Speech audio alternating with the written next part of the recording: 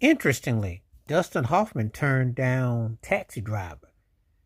You know, you look at stuff in hindsight and you think to yourself, oh, how could you do that? Well, at the time, Hoffman met with Martin Scorsese, but he didn't know him.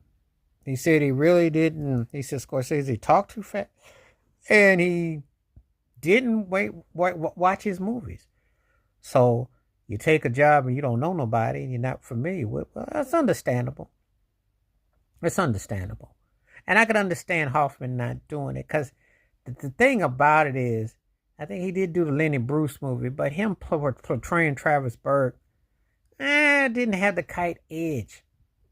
Rob De Niro was the right candidate for it. Sometimes you can start to see things coming to find into view, you know, and you know if you do a movie where you're not the right person, it can show. It really does show because the audience and the people aren't going to buy it.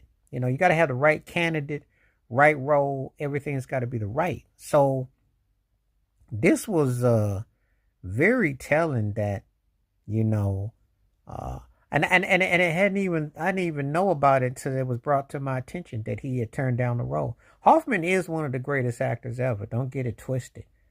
Cause I'll tell you something. Any chance I get a chance to watch The Graduate, that's when he was a pup. I still love that movie.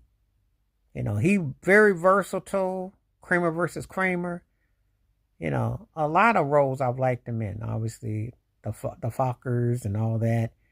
A lot of roles. Versatility with his comedy, his humor, his timing. But I wouldn't have Taxi Driver in him. I don't see it. I don't see it. I don't see it. You know.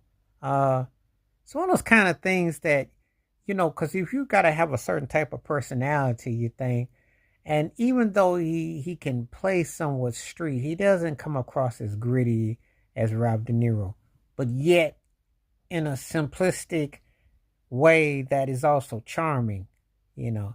Now the part with him and Sybil Shepherd, they probably would have probably sold that more, because I think Rob De Niro's character is a bit more raw and in details.